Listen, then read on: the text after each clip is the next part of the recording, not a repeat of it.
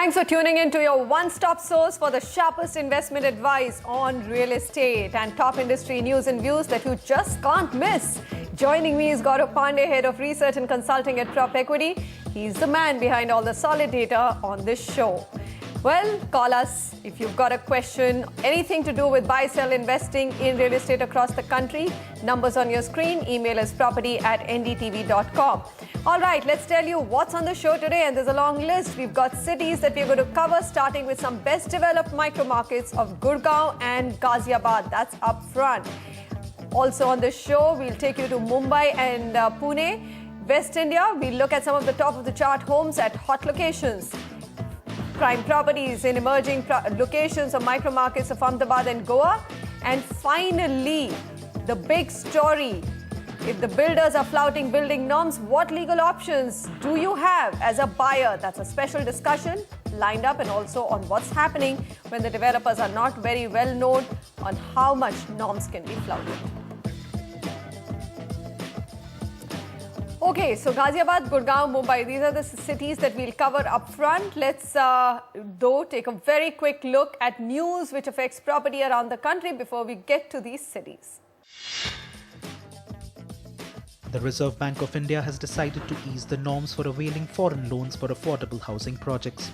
Developers with at least 3 years of experience in building low-cost or affordable homes priced below 30 lakhs can now raise money through external commercial borrowings or ECBs, as opposed to the earlier 5-year norm.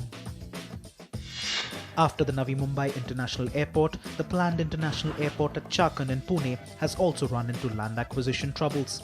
The initial plan to acquire land from 7 villages is facing stiff opposition from villagers since most of the affected land is under irrigation. The government till date has only managed to acquire 1/3 of the total land requirement and is now looking at downsizing the project.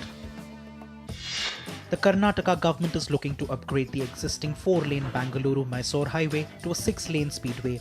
The existing 4-lane road is proving insufficient for its current traffic load of about 70,000 cars every day. The government is now in the process of acquiring land to widen the highway, the proposal for which will soon be placed before the National Highways Authority of India for approval. Commuters in Hyderabad should brace for tough days ahead, with construction of the Hyderabad Metro now reaching the crucial stage of crossing busy road junctions. The Metro project will have to construct about 80 flyovers over the 72-kilometer stretch in busy road junctions without disrupting traffic. The Karnataka government is planning to spend close to 2,000 crore through the Karnataka Industrial Areas Development Board to acquire land for implementing Phase 2 of the Bangalore Metro Rail. The second phase, with a total strength of 72 kilometers, will feature new lines from the RV Road terminal to the Electronic City, and the other line will start from Nagavara to Gotigair along the Bannerghatta Road. The first phase of the Bangalore Metro is slated to be completed by December 2013. The first phase of the Bangalore Metro is slated to be completed by December 2013, while the second phase will be finished by 2017.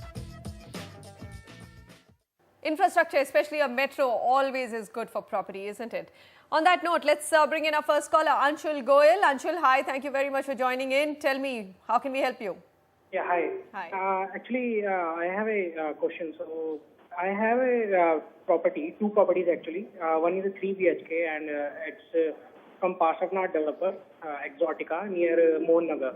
Right. And one I have in Noida, Sector 77, Antriksh Kanabal, that's a 2 BHK. So I want to sell out one of the property, and since both of them have appreciated in same percentage, so which one would be the reasonable option to keep? All right. So you're saying that the Ghaziabad property is appreciated the same as Noida Sector 77 property? Yeah, the percentage-wise actually, the percentage of increase is same actually. All right. And that's the curious part, because if I look at data from Prop Equity, and if you look at the entire market, Ghaziabad is so much more muted in terms of price appreciation versus, let's say, Noida, especially Sector 77. So it's clearly sometimes not the micro market. Some projects could command a premium simply by their location, isn't it? Correct. But I just like to, we can go down to specifics, but I think there would be a bit of correction that, that the property that he holds in Noida region, that is actually appreciated well. And maybe because you are moving on to brokers, some of those brokers will not be quoting you the right price which is trading. So we'll guide you on the prices that are available. Okay. And, Manisha is right that, Ghaziabad has seen, frankly, much muted growth. So, but both good are options that you bought. From an end use perspective, we'll give you recommendations which you should hold and which you should sell from a pure investment perspective which you're looking at the moment. So first let me give you a snapshot of the micro markets where investments are based, and then logically conclude which is the right investment to hold and which is the right investment to exit. So first a quick snapshot of the Noida. These are sectors which we commonly refer as the upcoming sectors of Noida. This is about 78 projects, a total supply of about 52,446 units. Available would be just about 10,573. Inventory overhang within a comfortable range of 22 months. The price would be about 5,034 per square feet. If you see the other stretch where you have your investment is Ghaziabad. This micro market consisting of Sahibabad, Indraprasth Yojana, Mohan Nagar and GT Road has about 9 projects, a total supply of about 4,355 units, available just about 989, a good inventory overhang of 19 months. The pricing, however, is about 3,383 per square feet. If you see the price appreciation, and here is where the key difference lies, Noida region where your investment has been is appreciated by about 50% in the last 2.5 years, and the other location where you've invested has appreciated in Ghaziabad about 16% in the same time period. So that's a lot of difference. And what is interesting to note is that your investment in Noida is in a very vibrant sector, but your specific location of the project is not the best. However, when you see Exotica being a good project itself, but not in the best micro markets. So that's one of the reasons. If you see down to specifics of Exotica, it's developed by Parsavnath developer, trading at about 4,200 rupees a square feet. Total number of units would be 1,050. Units are still available from the developer. This property would have appreciated somewhere around 8 to 9% CAGR since it was launched. But the project is very good from an end use, but from an investment, I would say that perhaps this is the project you should exit now. Had it been an end user query, you could have perhaps stayed. The second project that you have in mind is a project called Canwell 3G from Canwell Infrastructure in sector 77, trading at about 5,000 rupees a square feet. If you see this particular project, this is not in the best of the sectors, but fortunately for this project, what goes in its favor is the micro market location, and that has given it a reasonable upside. And this project at the moment is trading at about 5,000 per square feet. And this is for the top floor and say a G+14 structure. So from an end use perspective, you can perhaps hold this one, and from an exit strategy, you can perhaps exit Exotica.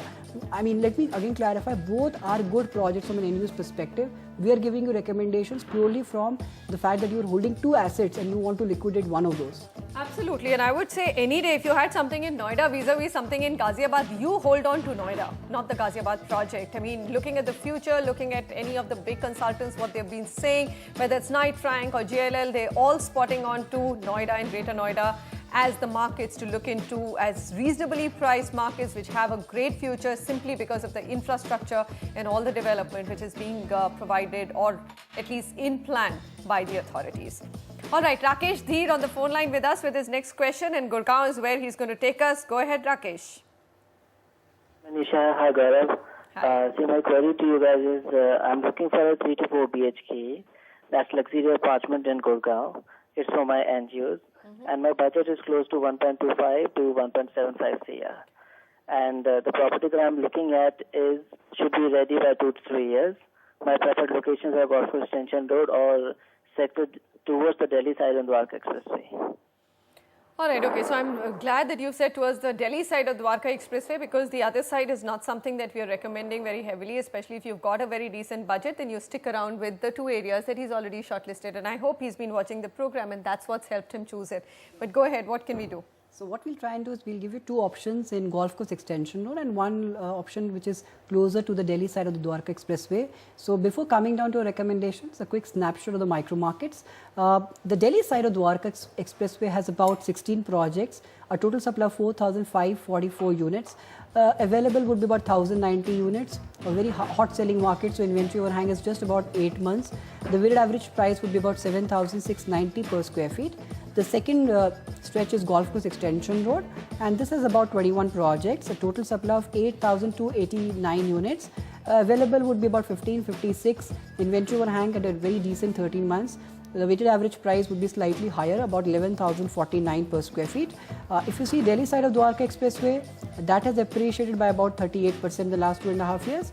And Golf Course Extension Road has appreciated by about 69% in the last 2.5 years. So you can clearly see that out of these two stretch, from investment also Golf Course Extension Road is exceeding what Dwarka Expressway towards Delhi side has achieved.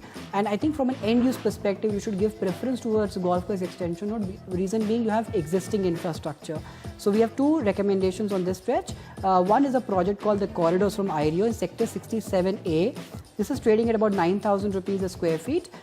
Units are available from the developer, but at your budget, I think you can look at the resale market, which is available at very lucrative rates. And this project is expected to get completed somewhere around 2016.